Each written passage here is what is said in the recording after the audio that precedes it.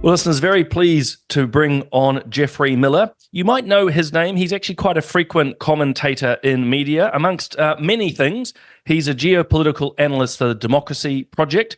I think of him as a bit of a foreign affairs expert as well. And he's doing his PhD currently at the University of Otago, focusing in the Middle East in particular. But Geoffrey has a wide purview, a wide view. And so we're bringing him on the show today. So, Geoffrey, welcome. Thanks for having me on, Simon. Well, thank you. And look, thanks for the commentary you're bringing into this sector. My listeners will know, and you and I have talked before, I think we need more conversations about what's happening outside of New Zealand. So thank you for the work you're leading in that space. It's a pleasure, and I can only agree with that. Excellent. And that's the interview. No, only kidding. We were talking the potential impact of the United States or the US election on New Zealand and around the Indo-Pacific. And I thought that was a really interesting topic. So it's a big one. So I'm going to throw it over to you. When you look at what's happening in America at the moment, Trump and Harris, what is that going to mean for New Zealand and our neighbors in the Pacific? Yeah, it's incredible, isn't it? It's only 2 months away, the US elections, and so much has happened in the last six weeks or so. You think of the assassination attempt on Donald Trump, Joe Biden withdrawing from the race, Kamala Harris taking over, and I think we're all just a bit, we've had so much to digest with all of everything that's gone on. Just the fact that Kamala Harris is there and not Joe Biden, and we had that Democratic National Convention, the coronation, if you like, of Kamala Harris as the candidate. And we haven't actually got to thinking about some of the foreign policy implications and how this could affect New Zealand. I mean, the fact is we're going to have a new president, whoever it is. It's either going to be Kamala Harris or it's going to be Donald Trump. And we don't know who's going to be the winner. I had a look at the polls over the weekend, and that there's a 1.8% percentage point advantage to Kamala Harris in the average of polls from Real Clear Politics at the moment. But the website helpfully noted that on the same day back in 2016, Hillary Clinton had a 4.9% advantage over Donald Trump, and of course we know what happened that year. So I think it's anyone's guess as to what happens. I think at the moment, yes, Kamala Harris probably has some momentum coming out of that Democratic National Convention, but there's still a debate to come on the 10th of September. And there's always the potential of surprises, or the October surprise, as Americans often talk about. And you only have to think of what happened last October the 7th, to think of the kind of surprises that can happen in the foreign policy space. And just given what a powder keg the Middle East is at the moment, and not to forget Ukraine, not to forget our own region in the Indo-Pacific. So there's so much that could happen between now and the election. But I think it's just a really interesting thought experiment to think about, what will happen if Kamala Harris becomes president, or if Donald Trump becomes president, and particularly in New Zealand's region. Oh, absolutely. I mean, and first and foremost, as you say, it's fascinating to watch what's happening in the US. And I'm pleased you actually listed off some of the events, because each of those you mentioned, like from the assassination to Biden stepping down, those are huge in themselves. And yet we've had multiple ones. I think what's going to be fascinating, as a quick aside, is you get the polls and popular vote, but then we also know there's a few swing seats, or states rather. I mean, it's just, I don't know, I'm a bit of a political junkie, as you'd imagine. But as you say, come the election, we're going to have either Kamala Harris or Donald Trump. And I mean, what do we know about either or both of them in terms of their relationship with New Zealand? Do they know where it is? Do they care? Do they show deep interest? Well, look, let's start with Donald Trump, because I think in many ways it's easier to read the Donald Trump foreign policy playbook. We kind of know what Donald Trump stands for in foreign policy terms. We know that he's very focused on China. So I think if Donald Trump were to retake the White House, he would pick up largely where he left off in 2020. I think he would have a very aggressive approach to China. He's promising 60% tariffs this time around. He introduced tariffs back in his first term of up to 25%, which interestingly Joe Biden kept in place. In fact, the Biden administration added new tariffs against China. So Donald Trump is promising an even tougher line when it comes to China. He's going to be very tough on Iran, very much in lockstep behind Israel. I think when it comes to Ukraine, he said that the war will be over within 24 hours. He's going to go and talk some sense into Putin, essentially, I think is Donald Trump's view on this. I'm not sure actually what would happen under a Trump administration with Ukraine. There are some arguments from both sides. He did actually acquiesce to a big spending package to help Ukraine earlier in the year. So I don't think it's as simple as Donald Trump comes in and on January 20th and signs over Ukraine to Russia, as perhaps some of Donald Trump's opponents would be like to believe, or would like voters to believe. So, but when it comes to the Middle East, I think it's quite simple with Donald Trump. It's going to be backing Israel to the hilt and taking a very tough line on Iran. Remember, Trump tore up the nuclear deal with Iran. I think it's very clear what his positions would be in the Middle East. When it comes to the Indo-Pacific as well, an aggressive stance towards China. AUKUS, I guess, is one of the big questions when it comes to New Zealand. That was a Biden initiative, but I think it's one that Donald Trump could certainly live with and perhaps expand further, mould to his own ends. But I think it would not come without costs for New Zealand. Donald Trump was very keen on making NATO countries pay their share back when he was president, and he really wanted the likes of Germany to increase their defence spending by a large magnitude. So I think if Trump took the White House, he would be telling New Zealand, you've got to spend way more on defence if you want to have any part of being in AUKUS Pillar 2. I think he would be saying no free ride for the likes of New Zealand. You're not just coming here to sign your name to be on the list. Now, look, New Zealand is moving in that direction. New Zealand is increasing its defence spending, or it's been signalled, but it's taking a long time coming. And I'm not sure Donald Trump would be up for New Zealand, extending deadlines on its defence capability plans and having another review and another working group to work out exactly what it's going to spend on. I think he would want New Zealand to spend quickly on defence. So that's Donald Trump. He's a man of action, if you will, on that front. Not waving the flag for him per se, but he's blunt. And I think, look, the Biden administration largely took over a lot of Donald Trump's policies on China. This is the irony. Donald Trump talked really tough on China, and a lot of Democrats and opponents of Trump said, "Oh, how terrible this is. Let's get the grown-ups in the room, and we'll run foreign policy in a different way." And yet, largely Donald Trump's approach to China has been Biden's approach to China. Biden has institutionalized it and has breathed life into the likes of AUKUS, or started AUKUS. He's kept the Quad going. He started up new groupings, Indo-Pacific Economic Framework, Partners in the Blue Pacific, a US Pacific Islands Summit. And so Biden has only strengthened Donald Trump's China policy. Perhaps where it has changed somewhat is the tone. In the end, neither Joe Biden nor Kamala Harris are Trump-like in the way that they speak and act. They talk tough, but perhaps not in the particularly crude, blunt manner that that Trump is known for. But largely, exactly right. there's a lot of commonality between the Donald Trump now and the Joe Biden administration, which is also the Kamala Harris administration. And in the end, Kamala Harris is an incumbent. It's an interesting situation because we will have a new president, and yet she's also an incumbent, being the vice president. She's hardly going to repudiate what her administration has been up to in the Indo-Pacific. So I can't really see a huge walking back.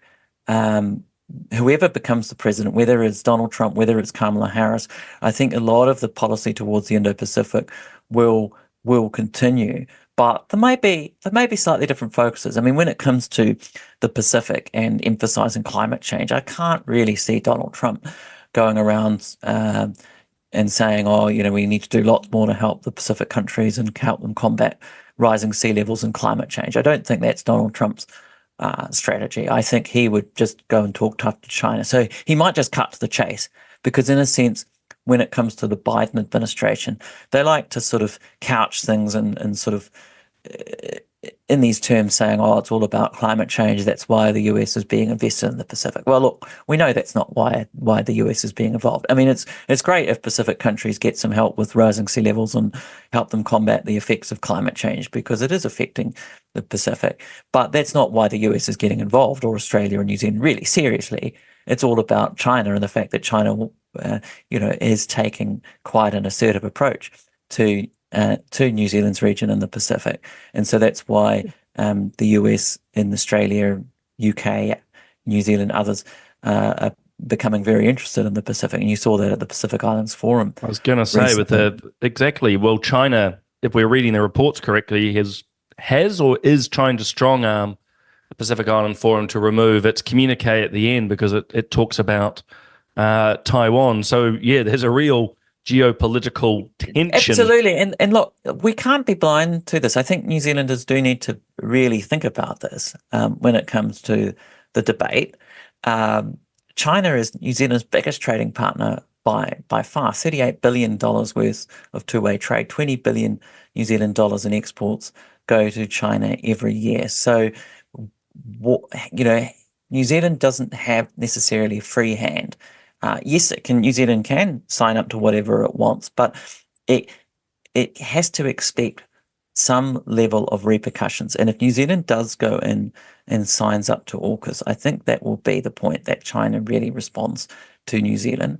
And the risk for New Zealand is that none of these arrangements, whether it's AUKUS, partners in the Blue Pacific, even the Indo-Pacific Economic Framework, none of them come with trade guarantees for New Zealand of any serious consequence. It's not that the US is giving New Zealand a free trade deal in exchange for signing up to AUKUS at all. So there's no trade guarantee. There's no security guarantee either, by the way, Simon. No. So AUKUS it's like an alliance without being an alliance. It doesn't have the benefits in a way that ANZUS did for New Zealand. ANZUS had in the end the benefits of a security guarantee. So yes, you were a part of an alliance, but you got something for your money, in the sense that the United States was duty bound to come to New Zealand's aid if New Zealand were the subject of the target of military aggression.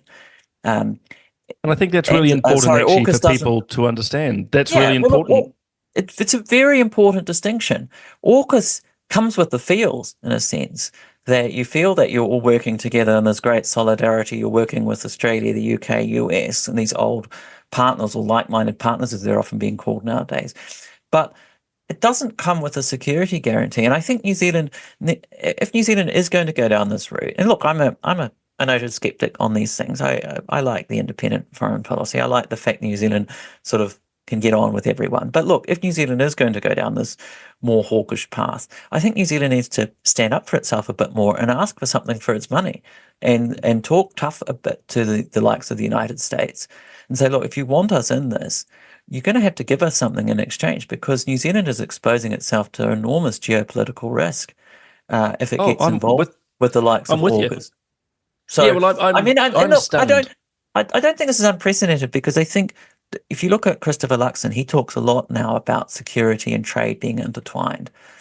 And if you look at the United States, they've given free trade deals in the past to Gulf states. The likes of Bahrain and Oman have got free trade deals with the United States. Now, you tell me that that's not about security, certainly not about trade. These are tiny markets. It's not that it's the US discovered, oh, look, we better have a free trade deal with these countries because they are enormous. With the greatest of respect to Bahrain and Oman, these lovely countries that I've visited in the Gulf. My PhD thesis is on New Zealand's relations with the Gulf states. But they've got, as I say, they've shored themselves up in a sense, because they've got that trading element as well. New Zealand hasn't. New Zealand hasn't got a free trade deal with the United States. Australia has, by the way. New Zealand got very close with the Comprehensive and Progressive Trans-Pacific Partnership, or CPTPP, but that was nixed at the last minute by Donald Trump. So as things stand, New Zealand has no free trade deal with the US and is not likely to get one. I think that's a problem if New Zealand is going to go down this more alliance-light path. Well, that's where I see an opportunity. I mean, I've been banging on for years when I was in Parliament to both the Biden administration and the Trump administration, for what little Simon O'Connor, chair of foreign affairs, was thinking, but it was telling them, a free trade agreement's not just about trade, it's about security. And it's, sad, if not frustrating to me, that one of our closest allies, we don't have a free trade deal. And, I personally would like to see the current government spend more time focusing on trying to get that and leveraging off the AUKUS type requests.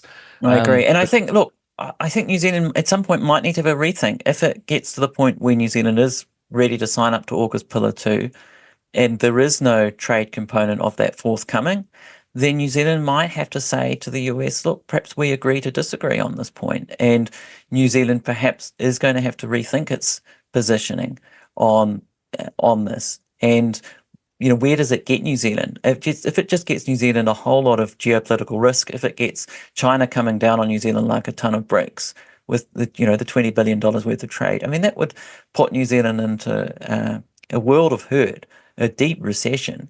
If all the milk powder exports suddenly stop from New Zealand, where does that leave New Zealand when it comes to paying for schools, roads, hospitals? It leaves New Zealand up a creek without a paddle. So New Zealand might say, well, look, this is just, we can't go there. If you can't give us a trade deal, if you can't shore us up militarily, this is too much risk for us. Perhaps we need to find another path. And that might go back to the more de-escalatory approach, the dialogue, diplomacy kind of route. And that's really what I'm more of an advocate of, that New Zealand is a small state.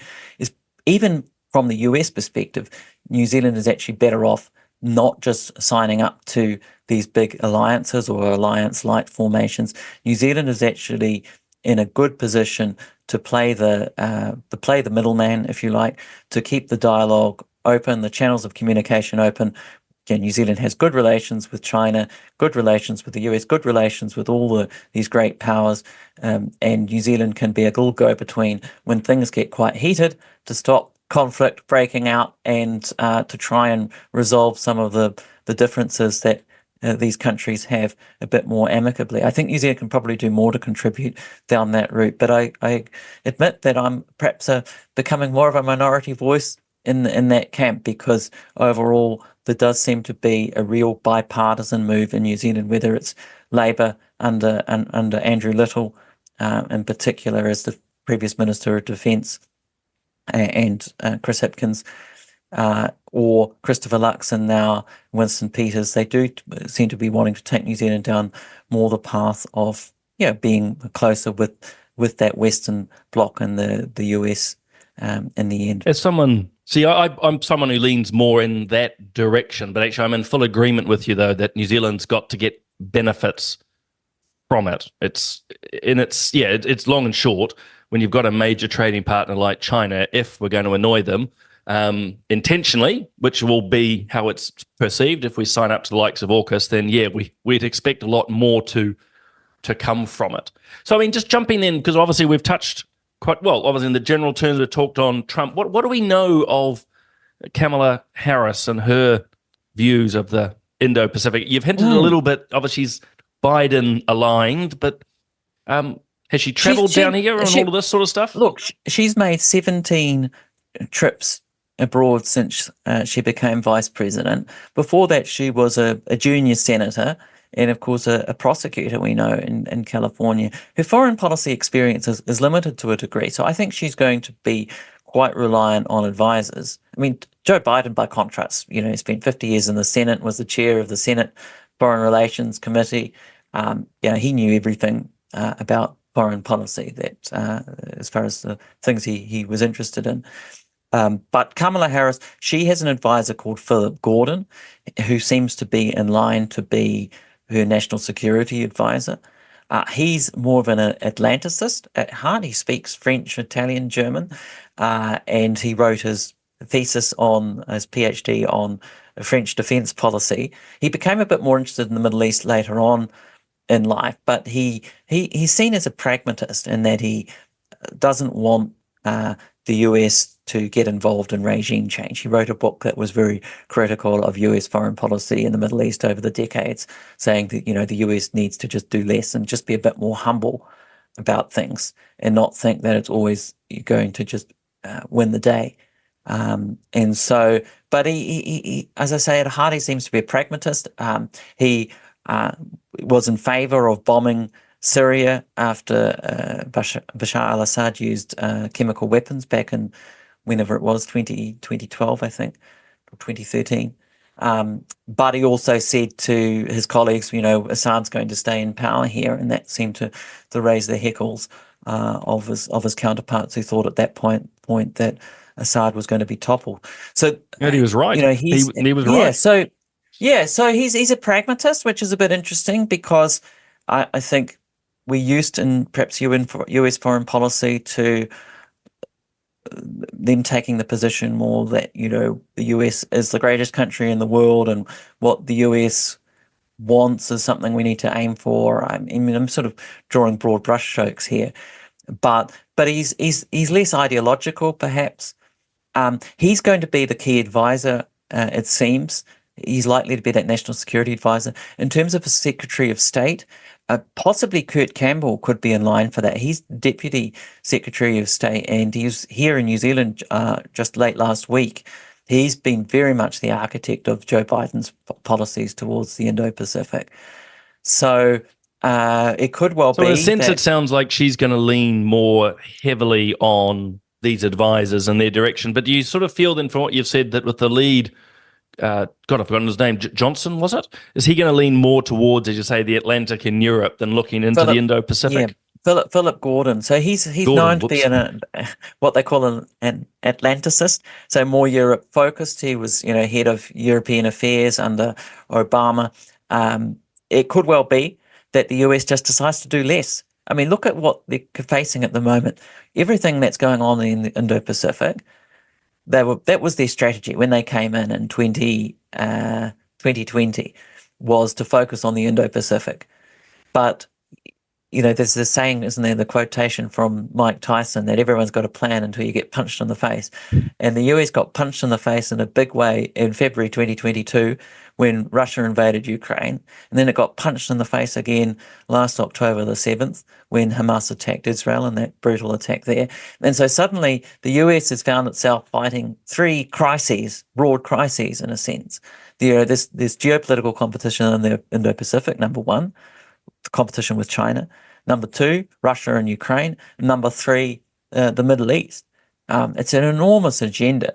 And the US may well say, well, we want to do less. So the war in Ukraine, I think, is probably going to be wound up whatever happens next year, because the amount of funding that is going into it is probably unsustainable. Germany wants to cut down its funding. I think the US as well, it's put in huge amounts of money, but is probably willing to look at some other options.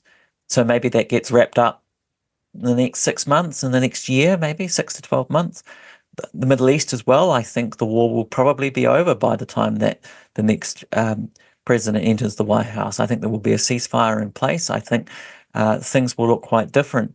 I don't think they'll look great in the sense, I don't think there will be a long-term solution as such, but it will be different to now, where you're waking up each day and there's been, another 50 people killed. So I think Harris, maybe when it comes to the Middle East, she looks at the long-term two-state solution and this kind of diplomacy, but it will be a different kind of management, perhaps, to this crisis situation we're experiencing now. It may be, and this is just sort of a final thought from my side, that in some ways, as you mentioned, the three big areas, it's stretching America in all regards. You can see perhaps a Trumpian type approach is to be more belligerent, front-footed, aggressive. Obviously, he wants to pull back and save money, but much more, America first. Whereas, Harris may be much more, okay, we have to pull back where we can and work in the more diplomatic space. But probably not articulating that so well. I mean, Trump is all about himself and making sure he's leading and being seen to lead, where Harris might be a bit more, subtle, partly because she's not as engaged and leaving it up to her advisors and experts. But I thought one last point to share, we were talking before we came on air, is the American military buildup in the Middle East. So bringing you back to your PhD area, is the largest since the 1970s? Yeah, largest since 1973, apparently. Like the US naval built up all those aircraft carriers and so forth. The US presence in the Middle East at the moment is just immense, and there are just some things in the Middle East now that we've it's become normalized. I mean, the Suez Canal is almost non-functional now. The fact that the Houthis are launching these constant attacks that really have not stopped, despite New Zealand's involved in what's called Operation Poseidon Archer, this US-UK campaign against the Houthi rebels, which has reduced somewhat the Houthis' capability to send out drones and missiles, but hasn't stopped it completely. So, commercial ships are avoiding the going through the Suez Canal. They're going around the coast of Africa instead, and we've just kind of accepted this. It's 30% or thereabouts of Egypt's income, the revenues it gets from the Suez Canal each year. It's adding huge amount of shipping times and costs, no doubt, for shipping all around the world. But we've just become used to, I think, a more crisis situation coming out of COVID, because that was all normal during COVID. It was normalized, the idea that you have shipping delays and you have to wait longer from your packages from Amazon or AliExpress or whatever. And all through our economies, we've moved away from perhaps a just-in-time mentality to one where you've got to, make provisions in case something doesn't arrive. So we've become I guess, accustomed to a crisis situation. I don't think that's healthy in a way. We shouldn't be in this constant crisis mentality. It would be nice to be much more optimistic about the world, but it's hard sometimes, isn't it, Simon, when you look at what's going on, when you just read the news each day. It's pretty bleak, and I guess that's why Christopher Luxon in New Zealand is reacting in the way it is. It's taking a more security-focused approach to its foreign policy in a way that it just hasn't done for decades. That the defence ties, military ties, security is becoming the focus of a lot of New Zealand's foreign policy engagement over and above trade. And as I say, it's quite new for New Zealand to be looking at the world in this way after sort of 30 years of looking at the world through free trade agreements primarily and optimism. Yeah, well, and sadly, I think it is that, the free trade architecture is breaking down. And so that is causing a rethink across the political parties. But it's why having these sort of conversations with experts like yourself, I think, is so valuable. As I said right at the start, I think New Zealanders need to think and discuss foreign policy a lot more, because just using your Egyptian example, the closure or near closure of the Suez Canal is not something thousands of miles away of no impact. It does impact us, cost and time. But Jeffrey, speaking of time, I am incredibly grateful for all the time you've given us, and actually would love to have you back sometime, because actually I've always appreciated your views into this space. So again, thanks so much for joining us. Hey, thanks, Simon. It was a good chat. Take care. So that was Jeffrey Miller, geopolitical analyst for the Democracy Project and currently PhD candidate at Otago.